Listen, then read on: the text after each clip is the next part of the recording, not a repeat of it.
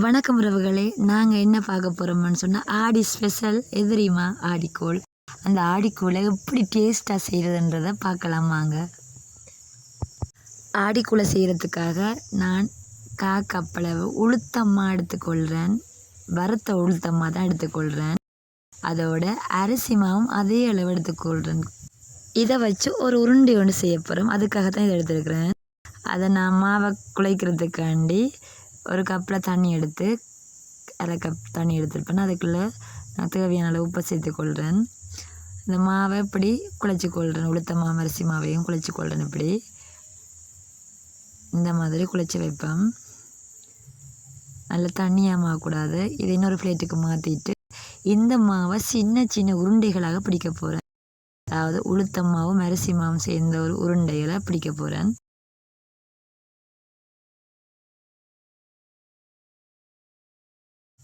பாருங்க, இந்தளவு சின்ன உருண்டைகளாக பிடிச்சு கொள்ளுறேன். இந்த மாவுலையும் எத்தனை உருண்டை வருதோ அத்தனை உருண்டைகளையும் பிடிச்சு கொள்ளுவோம்.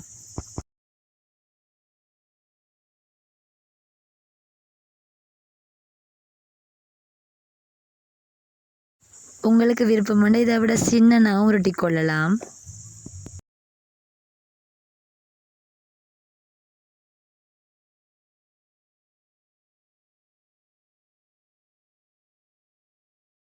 எப்படி எல்லா மாவையும் உருட்டி கொள்கிறேன். ஆடிக்கூழ்ன்ற ஸ்பெஷலே இப்படித்தான். ஆலங்காய் அளவு உருண்டைகள் இருக்கணும். அப்போ டேஸ்ட்டாக இருக்கும். அதுக்காகத்தான் நாங்கள் இதை செய்கிறோம்.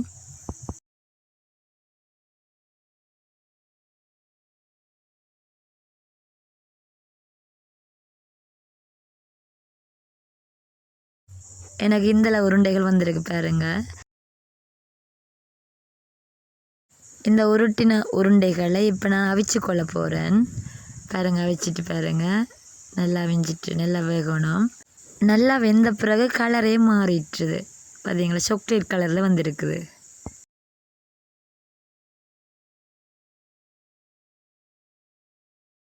அடுத்த கட்டமாக கூழுக்குரிய தயார்படுத்தலை செய்வேன். அதுக்காக முதல் பால் எடுத்துக்கிறேன். பாருங்கள், இவ்வளவும் போதுமானது. அதோட 2ஆம் பால் 3 கப் அளவு எடுத்துக்கொள்ளுறேன். 3 கப் தேவை இதுக்கு.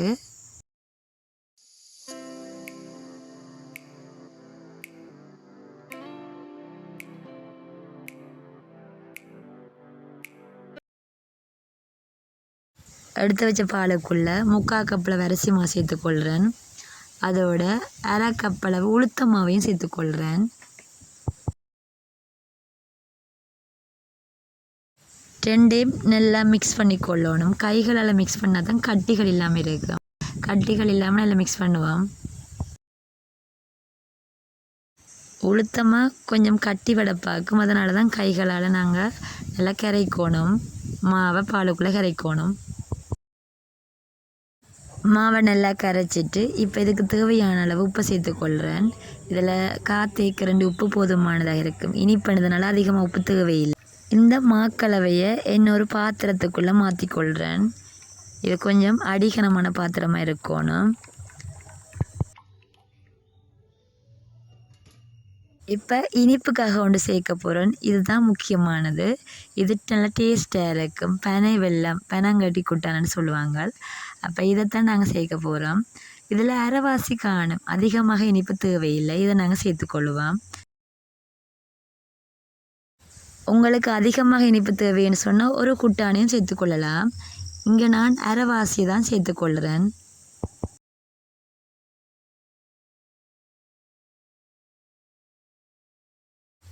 இந்த கூழுக்கு பயரை சேர்த்துக்கொள்ளலாம். ஆனால் பயரை அவிச்சு போட்டு சேர்த்துக்கொள்ளுங்க. இதில் ஒரு மிஸ்டேக் கொண்டு விட்டுட்டேன்னு சொன்னால் பயரை அவிச்சு போட்டு தான் செய்யணும். ஏன்னா அவியறதுக்கு நேரம் காணாது, வேகமாக இறுகிடும். அதனால் நாங்கள் ஏற்கனவே அவிச்ச பயிரை தான் இதுக்குள்ளே சேர்த்துக்கொள்ளணும். இல்லாட்டி சேர்க்காமலும் விடுறது ஓகே. ஆனால் பயிரை சேர்க்குறது சத்தாக இருக்கும். உளுத்தமா பயறு எல்லாமே உடலுக்கு ஆரோக்கியமாக இருக்கும். அதுக்காகத்தான் நாங்கள் இதை செய்கிறோம். ஆடிக்கூழ் உடலுக்கு உறுதியையும் ஆரோக்கியத்தையும் கொடுக்கும். சத்து மிக்கதாக இருக்கும். தொடர்ந்து நாங்கள் கிண்டி கொண்டே இருக்கணும். என்ன அடி பிடிச்சிடும். தொடர்ந்து கிண்டி கொண்டிருக்க கொஞ்சம் நேரத்தாலே இறுக தொடங்கும். களி மாதிரி அதிக நேரம் எடுக்காது, கொஞ்ச நேரத்திலே வேலை முடிஞ்சிடும். அரிசி மாவும் உளுத்த மாவும் நல்லா வேகணும். இப்படி வெந்த வரைக்கும் நல்லா திக்காகிடும். அதுக்கு பிறகு முதல் பால் எடுத்து வச்சோமே அந்த முதல் பாலை சேர்த்து கொள்ளணும். எவ்வளவு முதல் பால் சேர்க்குறோமோ அந்த அளவுக்கு டேஸ்ட்டாக இருக்கும். இங்கே பால் தான் டேஸ்ட்டை கொடுக்குறது, பாலும் அந்த குட்டானும் தான் டேஸ்ட்டை கொடுக்குது.